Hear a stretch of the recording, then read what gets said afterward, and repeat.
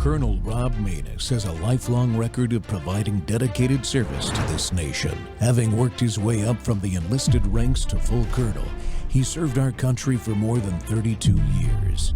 He has served as a bomber squadron commander, bomb disposal technician, Joint Chiefs of Staff Operations Officer, assisted the National Security Team with the campaign plan for the global war on terrorism. He authored the first theater nuclear war plan and served as the Vice Commander of America's largest airborne intelligence wing. Colonel Rob Maness is a true American hero.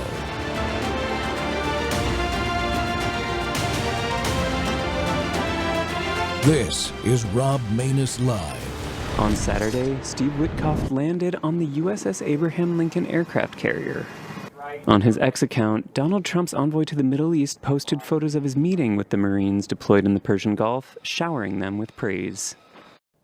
Proud to stand with the men and women who defend our interests, deter our adversaries, and show the world what American readiness and resolve look like on watch every day.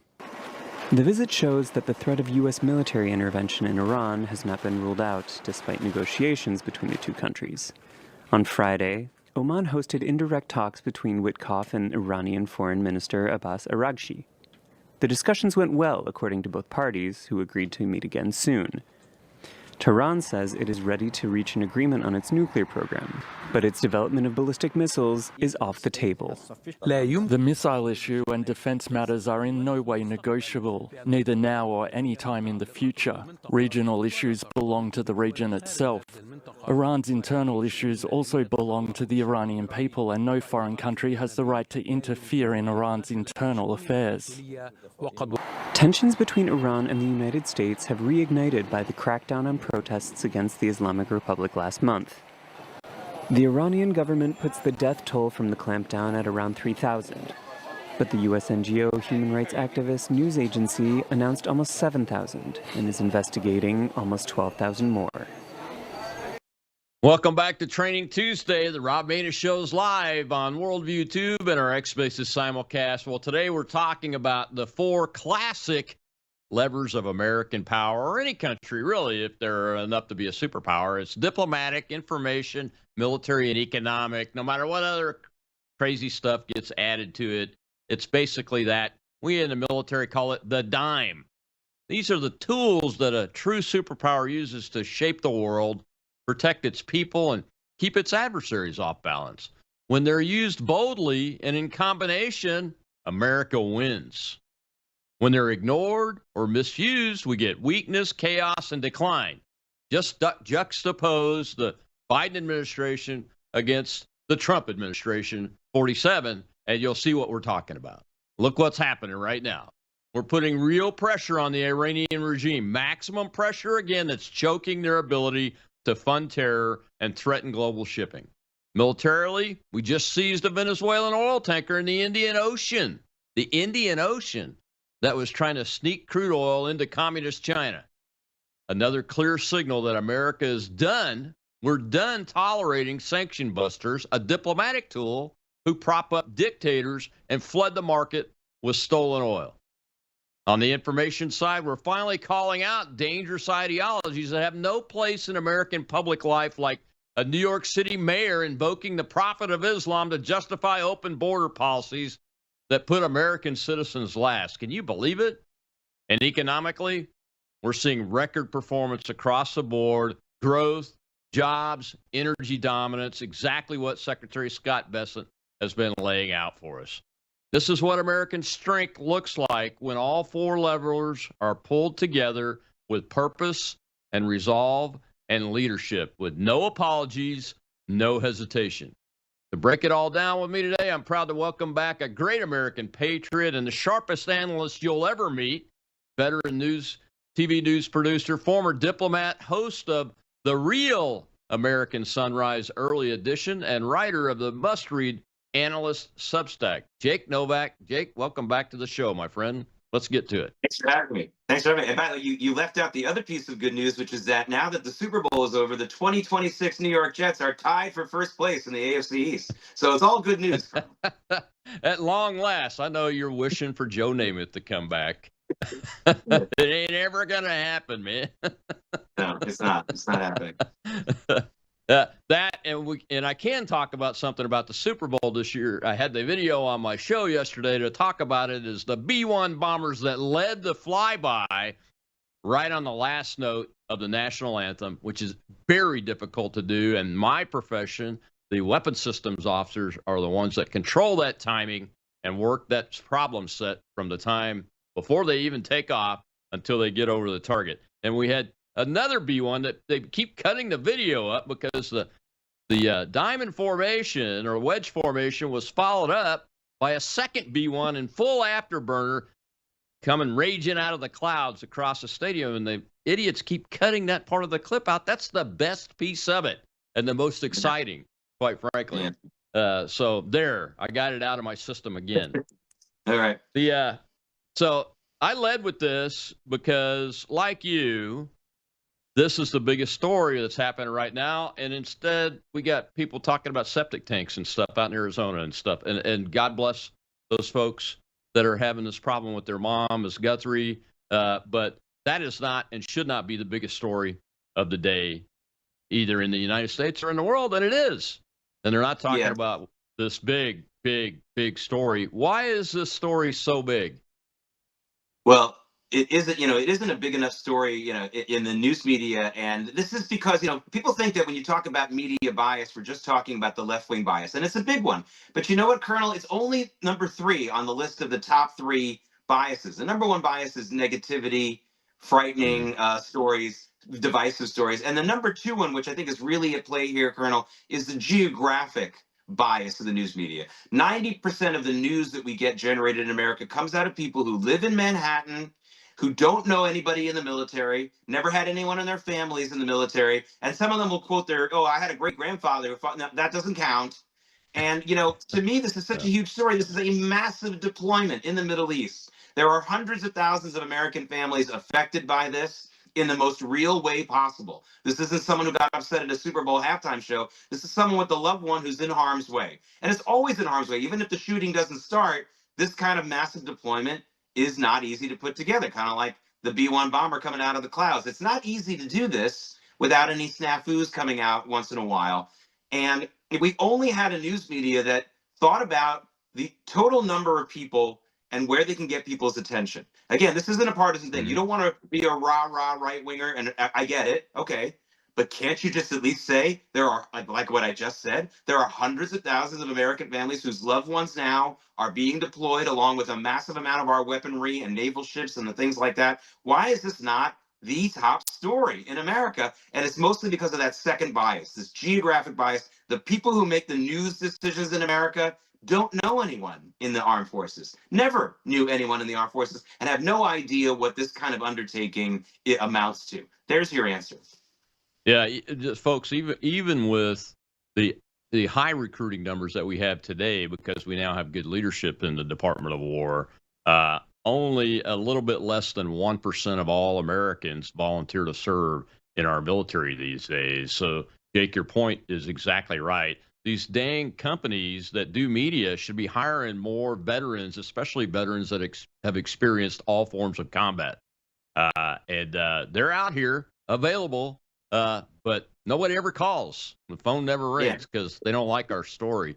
They don't like what we have to say. They need it. They need it badly. I can't tell you how many local news stations I was working at and where there would be a shooting somewhere. And you'd have an executive producer of the main show. This, even like a place like when I was working in Cleveland, where maybe that show was bringing in a couple $1 million in revenue back in the 90s, which was nothing back then. And you have an executive producer who there's a shooting somewhere, and the guy says, "Well, was that a Magnum 358?" I mean, like, it's just incredible. Like, you have absolutely forget about the military stuff. They don't know about guns, and you don't always have to know everything about guns. But if you're in the news business, the local news business, you better know a little bit about guns. Or hire someone who does, and they don't do that. Or at least run it through an editing system that will catch something that doesn't exist, like a 358 Magnum. It's a 357 Magnum, folks. Come on, don't you know anything? But this is the biggest story, I think. Here's why I think it is, and that's why I led off with the dime definition, because this story is the essential use of diplomatic, informational, military, and economic power in concert with each other in the right ways. Now, we don't know the outcome. We don't know if we'll end up having to go kinetic on them again. But this is what it looks like when things are being done right by the United States of America. And folks need to understand what they're seeing when they listen to any news coverage of this, don't they? Yeah, and it's so important that you talked about all those things moving in tandem. Contrast this with the way Europe has been handling the Russia-Ukraine situation. They've been putting a military response to Russia. They've been doing diplomatic stuff, but at the same time, economically, they are literally bankrolling the war against themselves by buying all that Russian oil and energy. It's the exact opposite of what we're doing here. We're sanctioning the Iranian oil. We're choking them off economically. We're showing them diplomatic and military pressure. And we're making it clear to the rest of the world what's going on here. I thought the biggest story, specifically in this wider rubric that you've discussed, was the fact that the United States warned every country in the world to keep their shipping as far away from Iran and the Strait of Hormuz as possible yesterday. That was a few days after the State Department told all Americans to get the heck out of Iran. I can't imagine there's too many there who have the opportunity to get out, but that was interesting. This is all in tandem. And if you think that it just makes sense and we shouldn't clap for it, again, look at what Europe is doing, where they have been bankrolling the war against themselves for a number of years now. And it's amazing how the only people calling them on it is the United States and President Trump. I mean, it's the most asinine thing I've ever seen. So thankfully, we're not seeing something like that here with the paradigm that you sort of just laid out for us. Yeah, I mean, my favorite conundrum on the European thing is the Ukrainians buy 15% of their diesel fuel from India, which refines all of that diesel fuel from all Russian oil.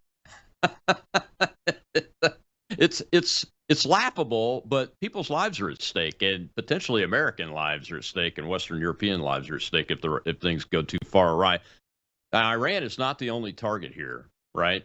The Chinese, and to a lesser extent the Russians, because they have a close production capability relationship with the Iranians. But the Chinese especially are one of the big targets of this operation, even though it's all about Iran from a messaging perspective. But there are multiple targets on this board that we are having an effect on in their thinking and their actions, aren't there? Yeah, and it's really nice that there's a little bit of a smaller scale model of what China better be worried about going on right now south of our own border. The Cuban government is in serious, serious trouble now that we've choked off their Venezuelan oil and financial supplies. So, hey, China, you're going to be in a serious trouble if we get regime change in Iran and we get a regime that isn't going to play games with you anymore, isn't going to let you in and your engineers to do your Belt and Road stuff and your weapon systems, isn't going to give you a free flow of oil and energy. You want to have happen to you what's going on in Cuba right now? I think in a lot of ways, Colonel, what happened in Venezuela was meant as a signal to China for what we might do to them with much bigger players. And you can say, well, the Iranian regime isn't going to change. It's not going to move, but it certainly is closer to that than it was a few years ago, and it's definitely a much more plausible outcome. All the prediction markets out there have it as a rising possibility. And if I'm China, I'm really worried because the United States, this administration and this president right now it's really like a Goldilocks situation. The thing that's always been rough in America is when you get a president reelected, is that as soon as he gets reelected, he's immediately a lame duck. This president is acting like that. It's still like his first term. Plus, he also does, but it's still a second term because I don't think he's running again. All that chatter about him doing that is really just a joke. So he really doesn't care, and he's just going to do what he feels is the right thing. Yeah. And we haven't had a president doing that probably since Roosevelt in his third term. That was probably the last time we had a president who didn't worry about the connotations of things because he was in like Flint. You know what I mean? Yeah. It's I don't think he's going to run either, but I've been wrong about Donald Trump before. And Bill Maher is making all kinds of he's got an ad out about that with Bannon when he was on his show that I seem to see every 5 minutes these days. I'm watching the wrong channels, I guess. So maybe he thinks he's going to do it.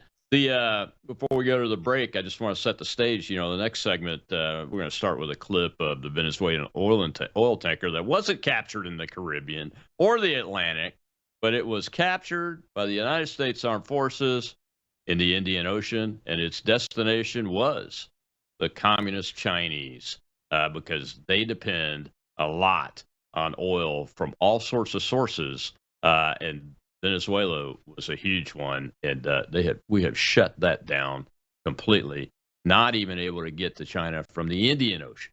I'll be right back with Jake Novak. It's Training Tuesday. Pay attention.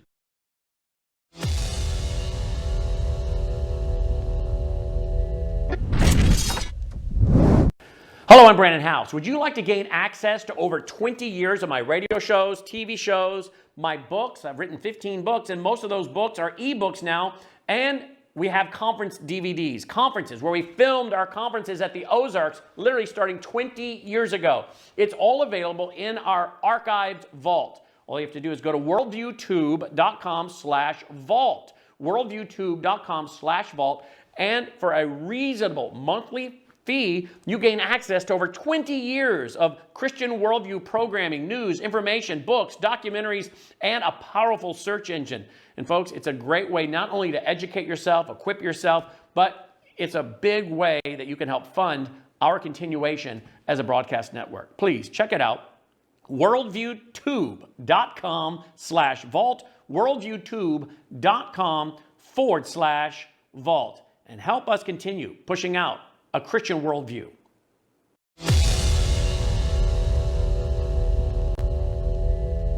U.S. forces have seized the Venezuela-linked oil tanker Aquila 2 after retracking it from the Caribbean across the Atlantic into the Indian Ocean. The ship was reportedly carrying about 700,000 barrels of crude oil bound for China. According to the Pentagon, the tanker defied President Trump's quarantine on sanctioned vessels trading in and out of Venezuelan waters, prompting a long pursuit. U.S. military forces boarded the vessel without incident, with video on social media showing troops fast roping onto the deck and crew being secured. This operation is part of an expanded U.S. campaign to enforce sanctions on oil shipments tied to Venezuela, a policy that has resulted in multiple tanker interdictions in recent weeks. February 9th's action marks at least the 8th U.S. seizure of Venezuelan-linked tanker, underscoring Washington's resolve to restrict crude exports not processed through approved channels. The drone and helicopter footage released shows a sniper overwatching the Aquila 2 during the boarding. The Pentagon said the ship was flagged to Panama and had left Venezuela earlier this year. The tanker seizure comes amid heightened political turmoil in Venezuela. Opposition figure Juan Pablo Guanipa was reportedly taken by armed men in Caracas shortly after his release from detention, deepening concerns over the nation's fragile leadership landscape. Allies are calling on the international community to demand his unconditional release.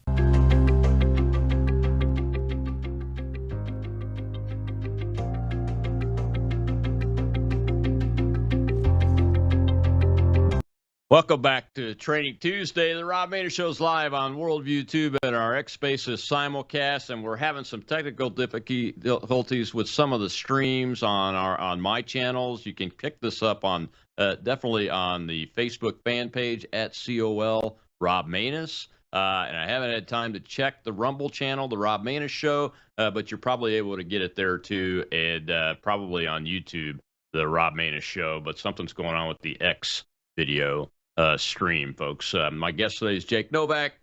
Jake has media experience, diplomatic experience. He is a very effective analyst in not just domestic issues, but foreign policy, national security, and international relations issues. Jake, welcome back to the Rob Maness Show. And I had to show the clip of the tanker there from the Indian Ocean, as I talked about before the break, because that's a big deal. It's a big deal. There are very few countries. I think there are probably no countries that can pull off what just happened in the Indian Ocean once a sanctioned tanker like that gets away from them. Yeah, and I like the way that it's just so easy to understand. Like, this isn't like, you know how we've been reporting for years about things going on in Syria, and there's this little missile attack or a drone attack, and there's never any video of it for obvious reasons, and it's hard to kind of keep your mind. You need like a program in a sports game. Which terrorist group is bad this week and which isn't. This is just so simple. It's a Venezuelan oil tanker that was all the way away from Venezuela, all the way in the Indian Ocean on its way to China, and we said, remember, the United States has taken ownership of your oil, Venezuela, and I don't care how far away it gets from Venezuela, we're going to demand control of it, and that's exactly what happened. Very easy to understand. The video is very clear, and those are the best kinds of messages on the international stage. Ones that everyone can see and understand. Ones that can't be spun by a news media guy or even a Baghdad Bob type regime reporter. Mm-hmm. They're probably just not going to report it at all, but people will see that video, and that's what makes that so effective. Yeah, folks have probably noticed, but on my show, I don't always use an American video clip. Today I've used a France one, and I can't remember exactly where the Washington Examiner had that clip, but they got it from another international media organization. And that's because they tend to not sugarcoat things in the non-American media. I hate to say that way, considering we're the vaunted First Amendment nation that we're supposed to be, but that's just unfortunate the way it is. Now, this particular situation, the reason I picked it was it is a diplomatic and military force set of levers really working together, and then with some economic thrown in there. Obviously, the oil was bound for China, so you've got an economic lever in there, but without the adequate military capability, you can't enforce sanctions like what we just did with this particular asset. Yeah, I mean, what Biden's response to these kinds of things was don't do it. But there was never any action like this to seize a tanker or something like that. And that's very important. It's really backing up words with action. And we just don't see it. We didn't see that enough during the Biden administration. We saw a lot of the opposite. And to me, again, a lot of people watching may not know a couple of things that are really at play here, which really exacerbate the situation, I think, in a good way. One is China doesn't have a lot of its own oil. I mean, some people might think a big country like China. Just to remind people, there is a big Chinese oil company called Chinese Sinopec, but it's mostly a coal company. They don't really have proven oil reserves. And for those of you who know your history, that was a huge part of what started World War II, that Japan didn't have any proven oil reserves at the time that petroleum was so important. That was a big reason for why Japan became so aggressive before in the years leading up to World War II, if you don't know that. So that part of the world, that's a big story that we shouldn't forget. The second thing is there's going to be people who are going to try to get away with saying, well, the United States is really getting aggressive. They're putting their hands in every part of the world. How dare they do that? China has us beat on that by 10 to 20, by a factor of 10, 20 to 1. China's got its hands in every country in the world, including ours, with different influence and different, really intrusionary policies. Sometimes it's something as simple as the Belt and Road Project, which is really like selling crack, because roads, once you build a road, the expense of that is forever, baby. And you've literally created an addict for your product. So that's pretty simple to understand. But there's other things as well. I think here in the United States, the Chinese influence over our news media, I talked about it a lot last week. We had this huge story out of China 2 weeks ago about the number 2 guy in China getting purged and being accused of leaking nuclear secrets to the United States. And it wasn't covered by the mainstream media. And if it was buried in, on a Wall Street Journal page down below. And the reason is very simple. The Chinese investors in America's corporate media have made it clear, no negative or shaky stories about China. And so you don't see any of them. You don't see it. It's incredible. That was a sexy story. I would have clicked on it. On any nation, I would have been excited about it. I mean, I ended up hearing it from other sources. So, but you're going to hear, Colonel, a bunch of people responding like, how can the United States get so involved in all this? I mean, how dare they interfere in China? I mean, you have no idea how much China has interfered in all the other 160, 70 countries in the world, 190, and including ours. They're the most intrusionary country in the world.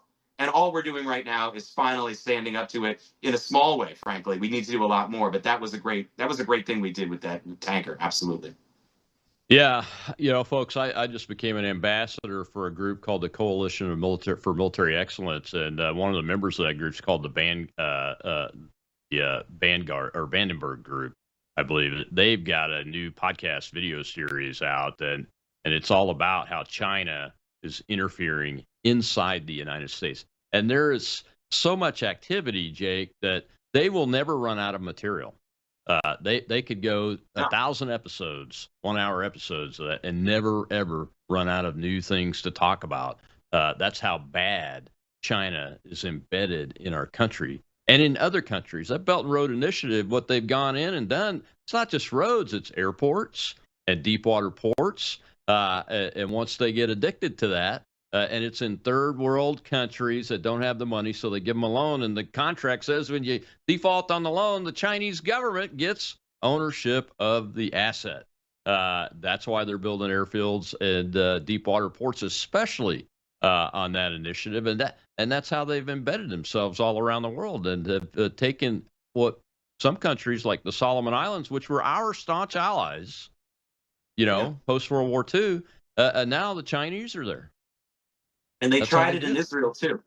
They tried it in Israel. I was very involved in the debate and also working in it from all different sides of the debate when China tried to buy the Haifa port. And Haifa, by the way, is a very important city in Israel, not just because it's a port city. By the way, it's the most Christian city in Israel. It's a Christian majority city. Also, the Baha'i faith has their temple there. Beautiful, beautiful place. And the Technion, which is the top tech university in Israel, which is saying something, is also located there. The Chinese, starting around 2019, started an attempt to buy and refurbish the Haifa port, which needed refurbishing. The Israelis were interested in it first. And then finally, the American allies of Israel and people within Israel said, you know what, maybe not. And what they ended up doing was very much scaling down that project and getting other investors. But another thing that happened at the same exact time was I had friends in the Israeli military who told me, we just got a directive. This was 2019. They got a directive. If you have a Huawei phone, don't bring it on base ever again. So that was at the same time, I thought to myself, how can they be even considering a China ownership of the ports when they're telling everybody in the military, which is essentially everybody of importance in Israel, don't have a Huawei phone on duty, which means basically you got to get rid of it. People aren't that rich there that they can have a bunch of phones. So get rid of your Huawei phone is what they were saying. And I thought to myself, like, that's in Israel. Imagine what they try to do to a country that has less technological expertise and has less of an economy to really rely on. Yeah, and they don't have people that are inherently citizens in their countries to do the surveillance that's necessary to catch that kind of stuff. It's a challenge. Let's just put it that way. It's a challenge. China is not it's not as big of a superpower as the United States is, but it is a superpower at this point. And if we don't continue to be successful at pushing back on them, the Greenland issue is one of those places, in the Arctic Channel up there that's now open, that sea channel, then they will just become stronger and stronger and stronger. The reason why I wanted to talk about this tanker is it's a sanctioned oil, and that's a diplomatic tool. And in this case, this is military force being used to support the diplomatic lever of power. Things aren't always that way, but this is a fairly common thing. Actually, it's a common use of the American military, especially the United States Navy, to support diplomatic power. We've done it almost since our very existence.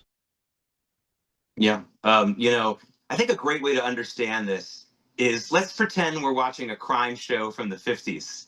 That sanctioned oil is like oil they're trying to fence. Like, we all know the Hope Diamond is probably worth $2-3 billion, but if somebody steals it and they try to sell it on the black market, they're only going to get a couple million, right? They're fencing it, which is an interesting thing here. And the U.S. Navy is acting like the cops, finding that kind of illegal diamond someone's trying to sell in an alley somewhere.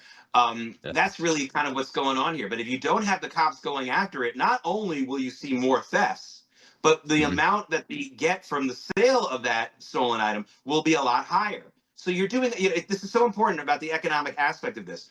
Even when we don't seize any more tankers, the value of all those other tankers that are shipping around sanctioned oil, the value of their product just went down, Colonel, because it's like, well, I might get seized, and now I need to get rid of this real fast. this is burning a hole in my pocket, baby, and I got to get it sold. And the person on the other side of that transaction knows that, and he's like, well, I know we agreed on $50 a barrel, but since you might get seized any minute now, I think you're going to take 25 and shut up. And that's what's going on here. So there's so many different levers in motion, and I find it's actually kind of beautiful to watch.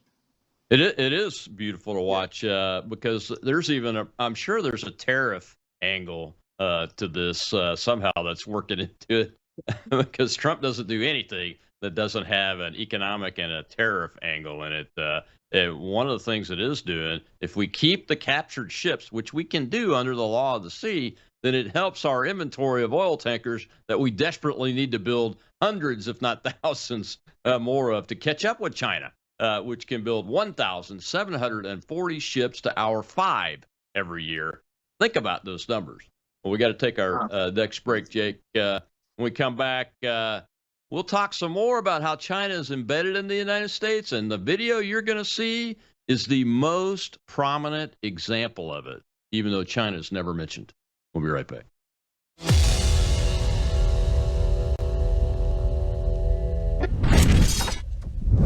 What if millions around the world could access Bible teaching and worldview training for free right now without hitting a paywall?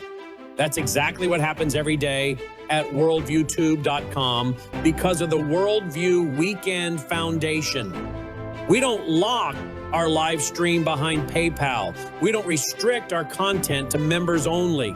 Instead, the Worldview Weekend Foundation helps cover the cost of delivering free educational and ministry programming to people across the nation and around the world.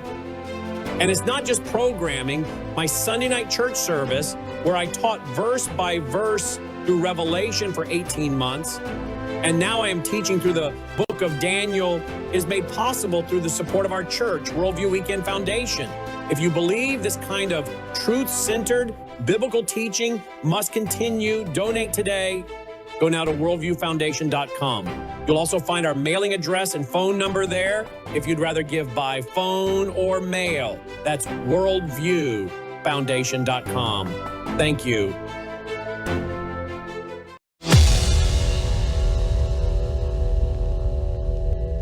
And I consider my own faith, Islam, a religion built upon a narrative of migration. The story of the Hijrah reminds us that Prophet Muhammad sallallahu alaihi wasallam was a stranger too, who fled Mecca and was welcomed in Medina.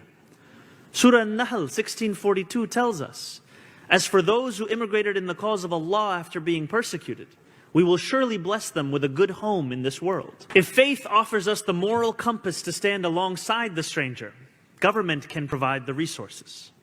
Let us create a new expectation of City Hall, where power is wielded to love, to embrace, and to protect. We will stand with the stranger today, tomorrow, and all the days that are still to come. We need not accept suffering as unchangeable. We need not treat hatred as the natural state. We have the power to set ourselves free.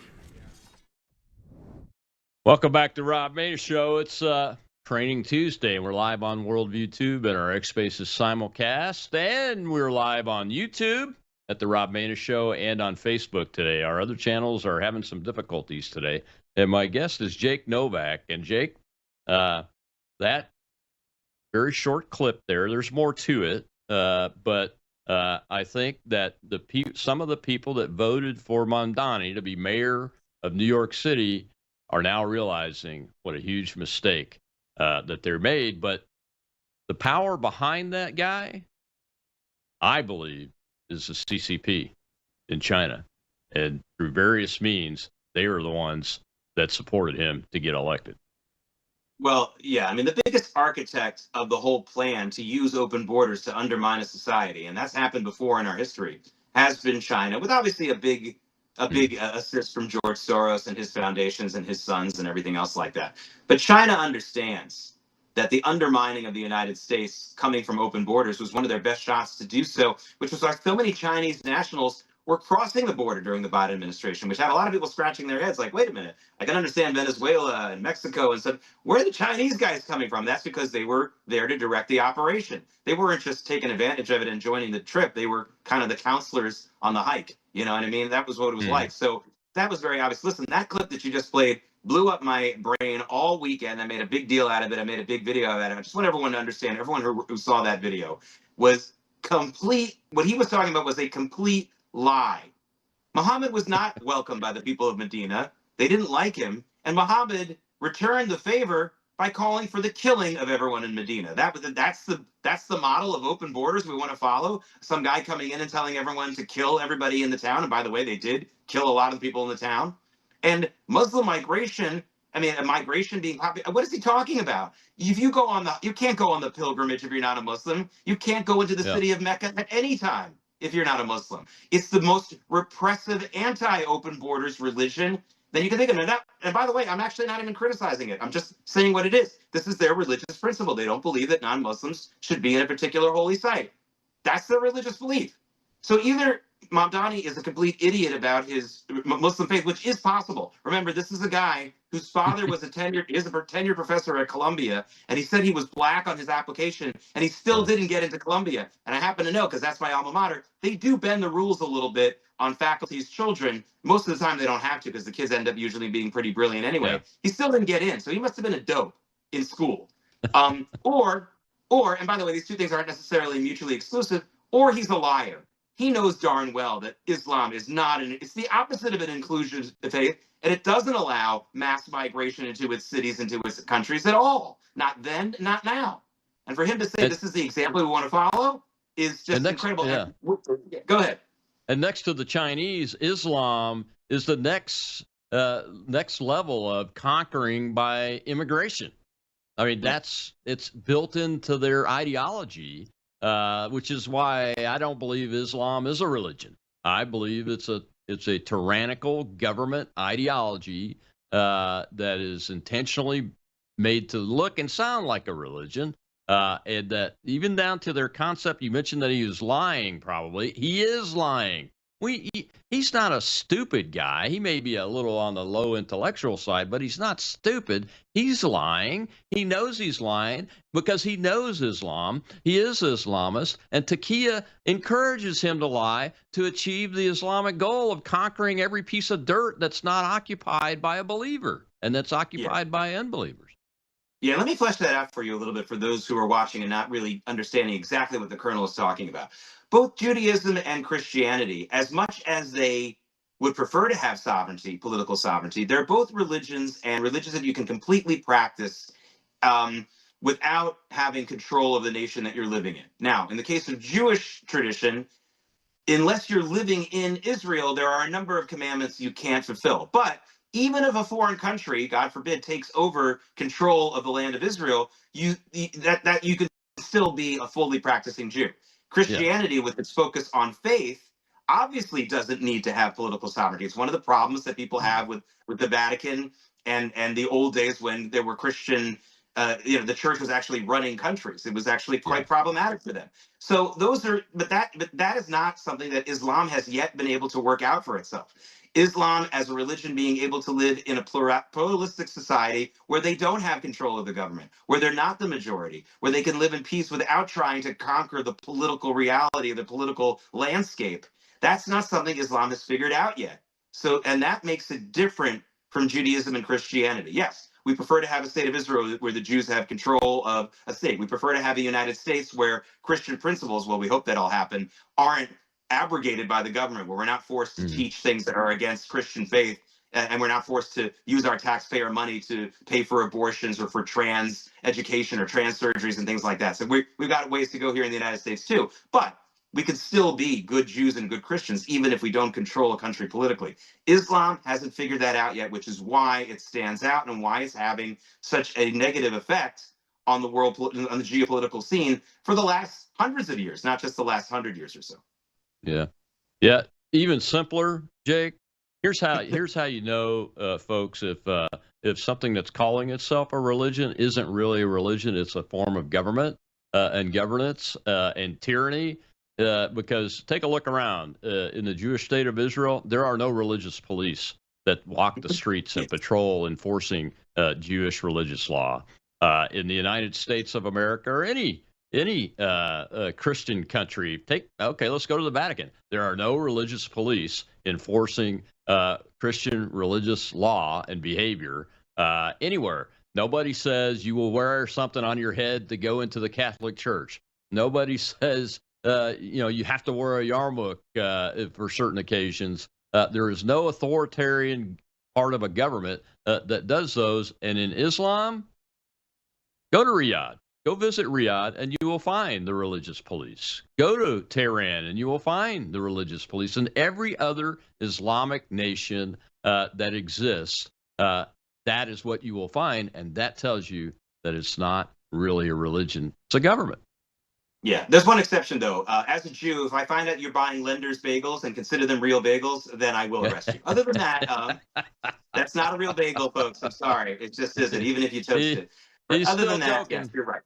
Yeah, he's still joking. But this situation creates a challenge for the old dime, the diplomatic, information, military, and economic power, which most people think of using those forms of power externally. But they're also intended to be having a positive effect on your internal situation inside your country. A piece of the diplomatic piece of this is when Trump stops immigration and entry from countries that support the creation of Islamic terrorism. That's a diplomatic tool, right? Yeah. And the Chinese, by the way, they know about Islam being a dangerous tool. That's why they put all their Muslims in their country into a de facto concentration camp. That's why they've done that to the Uyghurs. But that lesson hasn't been lost on them. They think to themselves, well, if this is something that could undermine our regime, maybe we can use it somewhere else. By the way, that's the way they kind of thought about COVID, right? They saw that COVID was deadly in their country, and they thought, well, let's start exporting it elsewhere and see where that leads us. And I think they feel the same way about Islam. They know that large Islamic populations will not come into a country and just be happy practicing their religion and their culture. They'll start to want to be involved with governance and trying to make Islamic law the law of the land. Again, to go back to Jewish law, one of the reasons why Jews have survived and thrived for the last 2,000 years is, starting about 2,000 years ago, the rabbi said that whatever country you live in, that's the law. That law now becomes equal to Jewish law. So someone's like, well, what if the country says you have to eat pork? Well, then you can't go to that country. But if you're in a country that says the law is you pay this taxes, you vote this way, you serve in the military that way, you take out your garbage on Tuesdays, then that now is equal to the level of our religious law, as opposed to we will go into a country and now take over the law of the nation and make everyone our religion. That's a big contrast. And it's a reason why one culture has really thrived, because when you have to follow the rules of the place you're going to, the chances of you becoming closed off intellectually and economically are way down.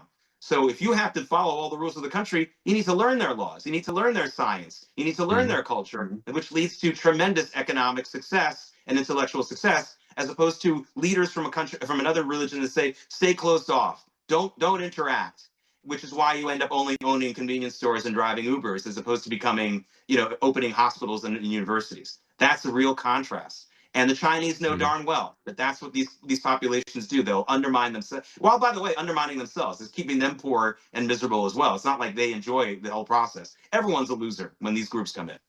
Yeah, and that's why, the Chinese influence inside of our country it just covers everything from buying farmland next to strategic military installations to buying manufacturing capabilities and even buying more farmland than is even close to military installations. They just buy it to own it and buy it up. Smithfield's, I think, which is a meat packing company. I don't buy it anymore because it's a CCP-owned company.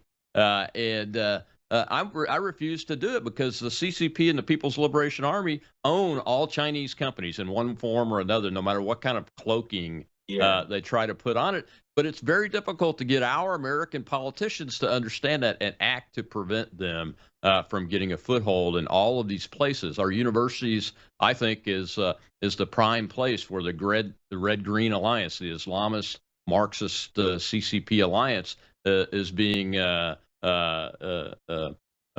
it's being brought together, it's being watered and fertilized and growing, and that's where Mondani comes from. Yeah. And I'm so glad you mentioned Smithfield, Because 25 years ago, the New York Times actually did a pretty good series. They put a guy undercover working at a Smithfield meat processing plant. And one of the things that he wrote about was how almost everyone in that plant was an illegal alien, that this was real, and they were being abused. You know, one of the things I talk about all the time is don't forget, folks, on the issue of illegal immigration, we have the high moral ground all the time because illegal immigration is slavery in every way that you can define it. And if you read those articles from 25 years ago about what's going on in Smithfield Farm Meat, which is still going on today, you'll understand it's slavery, man. I mean, the managers get into the faces of the people cutting the meat off the bone and yell in their face that they're not going fast enough. It's brutal work.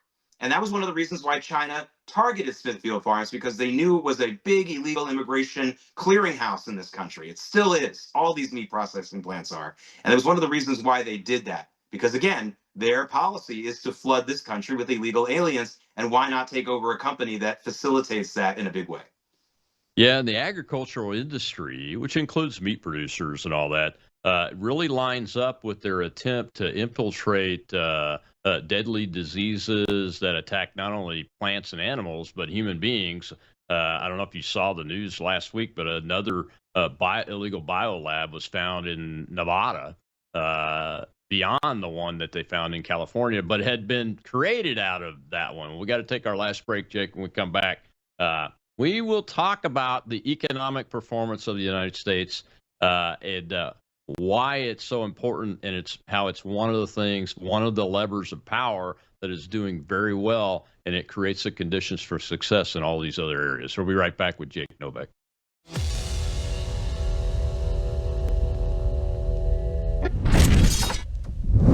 You woke up with a sore throat and a low-grade fever. You know you are getting sick, so here's your choices. You can get sicker and miss work.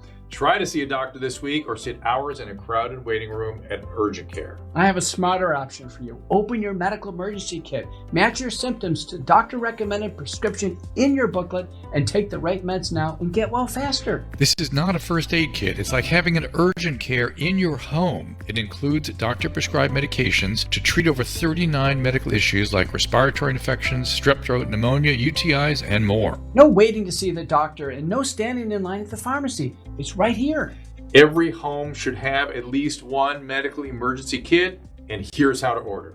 Go to worldviewhealthcare.com. Your kit to treat dozens of common and serious illnesses is rushed to your door. worldviewhealthcare.com.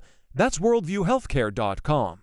The emergency kit available at worldviewhealthcare.com. Make sure you don't have to go to urgent care. I got pneumonia. I didn't have to go. I took this last year. Stayed at home. Went to bed.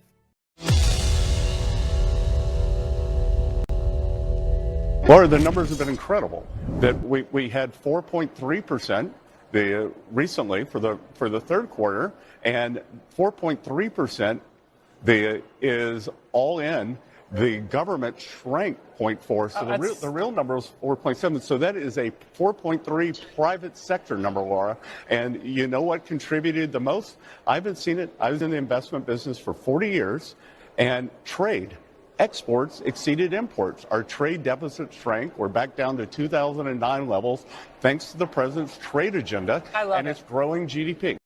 Welcome back to the Rob Maness Show. Economics, the economy, the economic lever of power. We've been talking about the superpowers, levers of power, the diplomatic, informational, military, and now economic levers of power and how they work in the real world. And I think Scott Bessent is probably the secret weapon and the most valuable player, MVP of the first year of the Trump administration. The man is a machine. He's a machine. He thinks on his feet and he knows his stuff. And that was from early January. My guest today is Jake Novak. And Jake, I wanted to ask you, that was from January 10th. Why is that not a story? When you go and research like I do for my shows, if I'm going to do something on the U.S. economy, I could not find a positive recent story on the United States economy anywhere that was on video for me to use for this show today. I had to go all the way back to a Fox News clip of Scott Bessent from January 10th.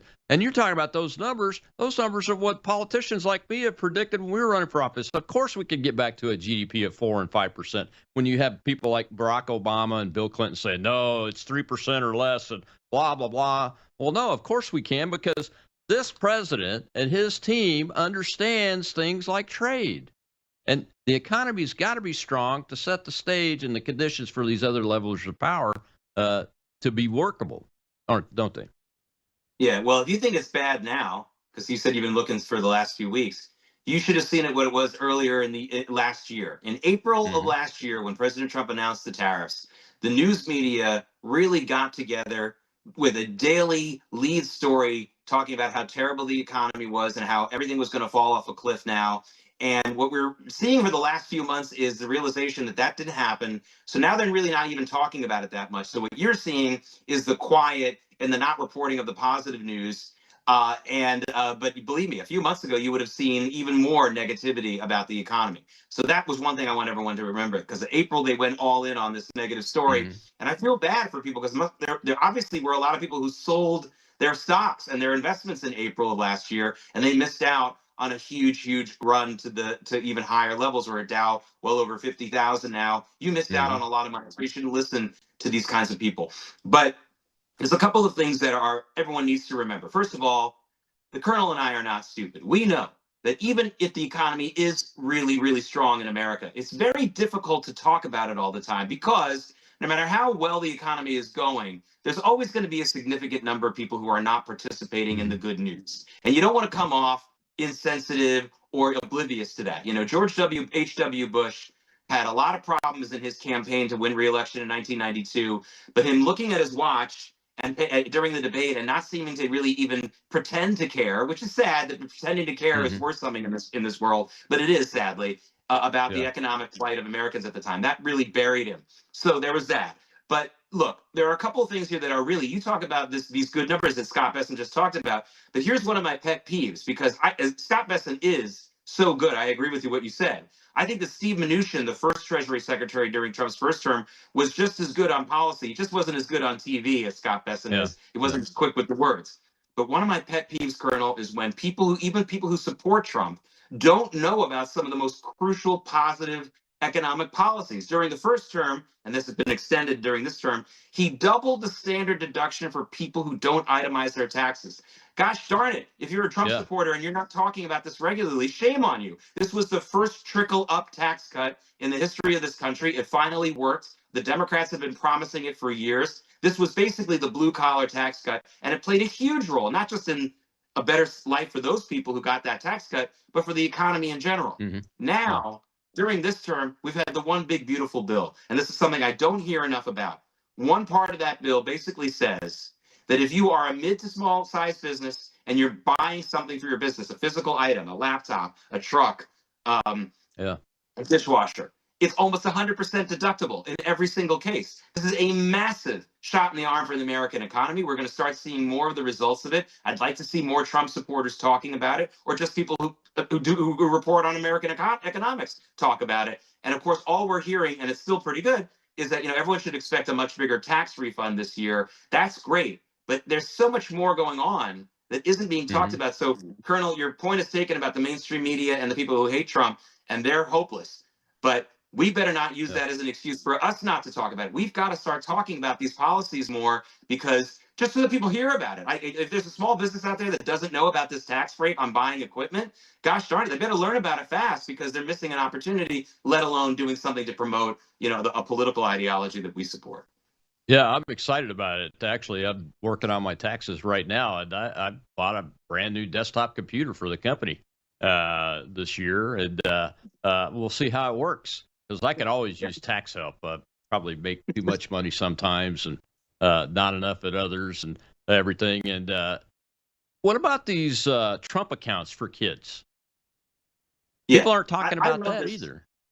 Yeah, I mean, this is just a simple way of basically saying, for how many, again, it's funny how, Trump is a lot like Richard Nixon. And Richard Nixon, everyone should read a book about President Nixon, written by an author named Doug Schoen, who is a relatively level-headed Democrat. He wrote a book about President Nixon years ago. And one of the themes in the book was how Nixon stole a lot of the Democrats' agenda, from ending the Vietnam War to providing drug treatment for people who were hooked on heroin. And by the way, Nixon's heroin program was the most successful anti-drug program this country's ever had, because he basically put people on methadone, which doesn't make you into the greatest situation in the world for you, but it works. Right. Trump is doing this too. For years, we heard about the liberals saying, well, 401ks are nice and IRAs are nice, but what about everybody else in America who doesn't work in a corporation and can't get, you heard the liberals whining about this for years, but they never did anything about it.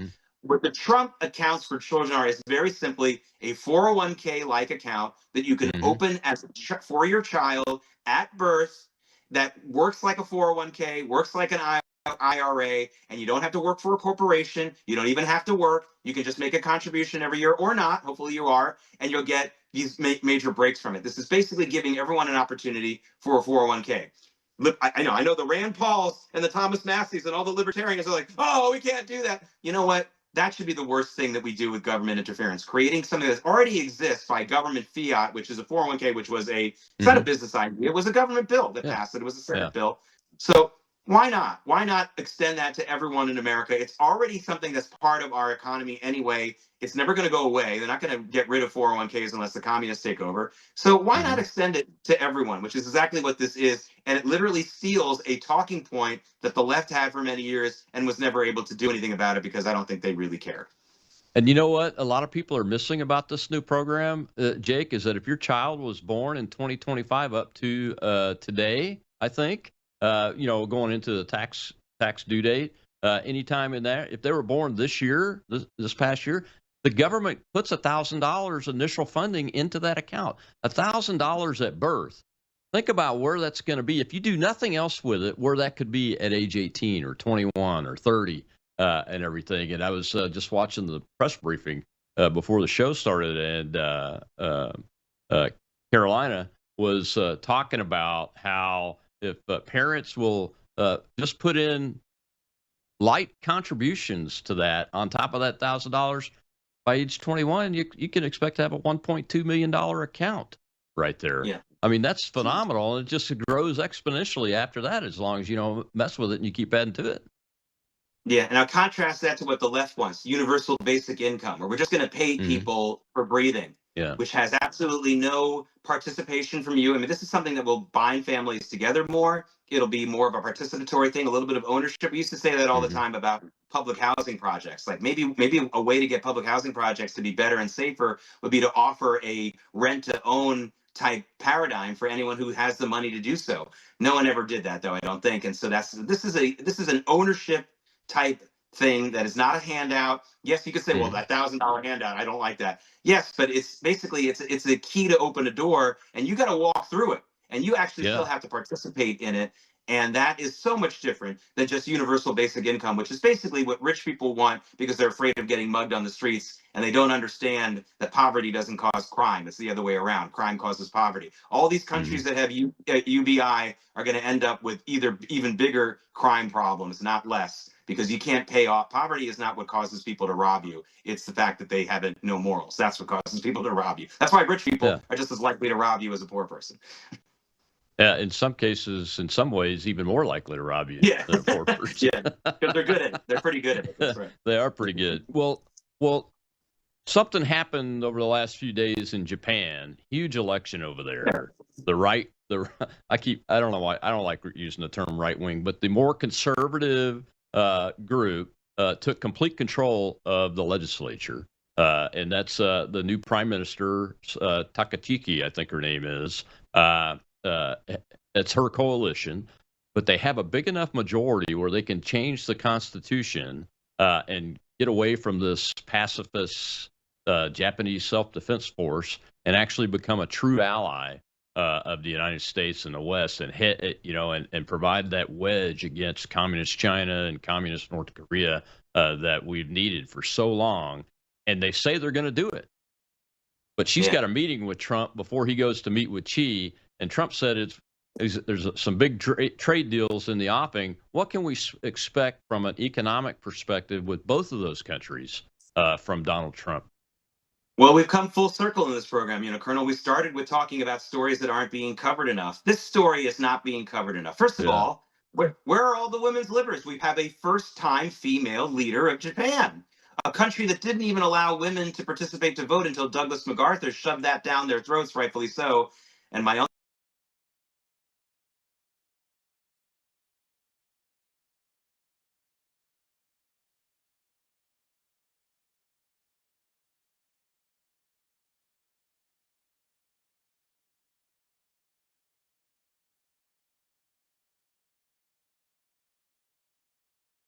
It was a massive landslide, which is a good thing.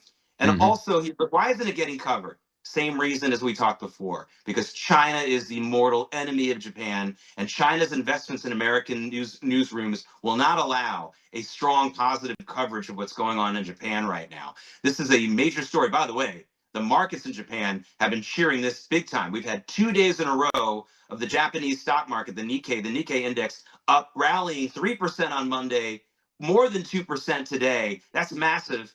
And so and that's because they're like this leadership, but they also, because of what you also just said, they now believe that there's going to be a major trade deal that really means something, that's going to be announced before April rolls around, or in April. And so they're cheering all of these things, and you don't hear it. Not only do you not hear it on CNN or ABC or NBC, but it's not really even being covered on CNBC, my old channel. It's just an obvious scandal. They are so China whipped. They're China whipped. Our news media is China whipped, and they won't report on this stuff, even though it would be a clickable story. A woman, a woman leader of one of the most traditional patriarchy, and they're not even celebrating it. They don't even know about it. I bet every person who subscribes to Ms. Magazine, if they still have subscriptions, doesn't know about this, which just goes to show how feminist they really are. They're not feminists. They just hate white men. There's a difference. There's a difference. Yeah, there is a difference. Well, we got to go. Thank you, Jake. But I'll just remind everybody, we cover these big stories on this show intentionally, and sometimes we do it more than once in a week, intentionally, because somebody's got to do it, and this is America. Yeah, I mean, and there's you got a lot of opportunities, because they're just dropping the ball. I literally would like to do a 1-hour show every night doing the big stories everyone else didn't cover, and it would be higher rated than everybody else. Absolutely. Well, man, thank you very much. You can find him on X at JakeNY, Substack, and everything else, man. Tomorrow, Austin Peterson, former presidential candidate in the Libertarian Party. He's a Republican, and he's got a new concept that he's talking about called libertarian nationalism. And you will not believe how close he and I are. I consider myself a liberty Republican, but I think I'm really a liberty nationalist because he and I have become very close in our viewpoints over the last couple of years, especially since Trump was reelected. I'll see you then on the Rob Maness Show.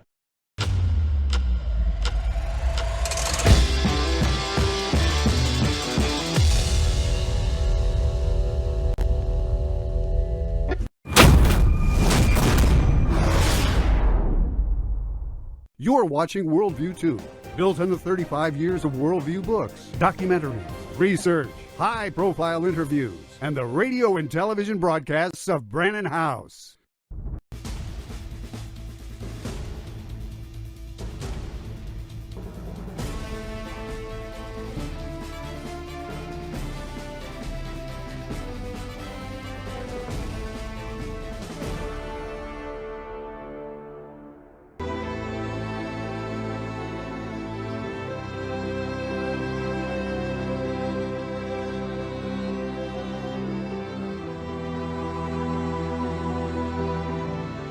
میدونستی فاصله این تا این فقط یک کلمه است؟ هنر.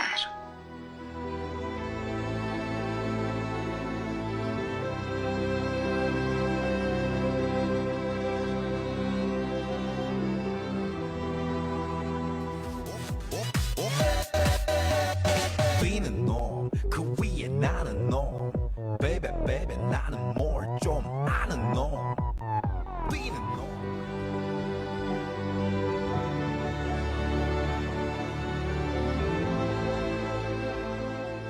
انقدر داغون بودم گوشه گیر خونه شدم. پدرم منو دیدش گفت افت خونوادم. من پدر شدم بگیریم بالا پرم. درد تو بهم بگو چرا شکستی پسرم.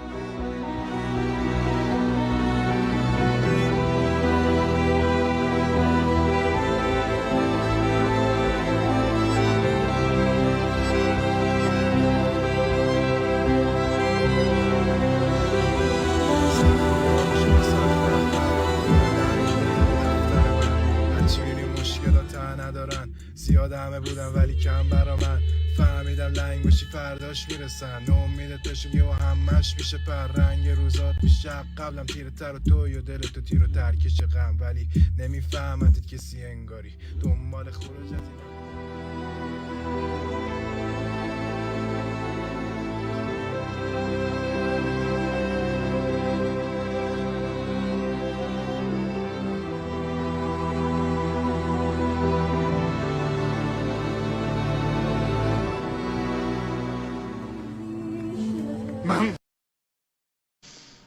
Welcome to Live Up to Freedom. Thank you so much for joining me on this Monday, February 9th, 2026, day 44 of Iran's revolution. As I made a promise to myself and to my fellow Iranians and to my audience every day. Every day I'm on air, we will remember their names, their faces, and their videos if available. So that's going to be, it's going to take a long time to identify and then cover and show the over 55,000 faces. But, well, that is the mission, and that is what we will continue doing. We're live on worldviewtube.com, worldviewtube, Rumble, and X account, worldviewtube app, which is available on your App Store. No cost. It's for free. I strongly suggest you install it and turn on your notification. We're also live on X America News on X and live on all of my platforms, which is YouTube, Rumble, Facebook, X, and Substack. I will be joined here in a minute by a very special guest who's no stranger to our audience on all platforms. But before we do that, I want to give you an update on this week's programming. Tomorrow is just going to be me and you guys, because last week I promised to do a normal programming where I get to talk to you, answer your questions, read your comments, but I couldn't do a show Friday. Nothing major, I just couldn't. So tomorrow will be that day. It's going to be me and you only. And then on Thursday, we're going to have another one of our boots on the ground in London, an Iranian who's going to join us to give us an overview of what is happening in UK. For those of you who are not following, we had the incident at the Iran embassy in London, where the London police decided to arrest the Iranian protesters for no good reason. And it wasn't just a simple arrest. It was beat them, put them in handcuffs, drag them into police cars. And then, of course, to this day, as we speak right now, UK is one of the few European countries who's still refusing to list IRGC as terrorist groups. So we have a lot to talk about as far as UK, London specifically, and the Iranians there trying to support the Iranians inside Iran. So that's going to be Thursday. And that's all the updates I had. I'm working on a very special guest for Wednesday, but I'll keep you posted. Also on Substack, I want to give a big shout out to all my Substackers. I do see your comments as always. You guys are amazing. I appreciate you understanding the circumstances and the situation where I had to slow down. I didn't stop, but I had to slow down on writing daily articles on Substack because there's just too much, not enough time. So I appreciate you guys staying with me, not leaving, not losing interest, and that means a lot. Last but not least, excuse me, I'm gonna choke apparently. Last but not least, I will be starting the Q&A, 1 to 2 hour weekend Q&A on Substack only. It's not going to be paid subscribers, but you have to be a subscriber on my Substack to be able to join those live Q&As. And I haven't decided either Saturday or Sunday or what time, so I would greatly appreciate it if my Substackers would tell me which day of the weekend and what time of that day works best for them,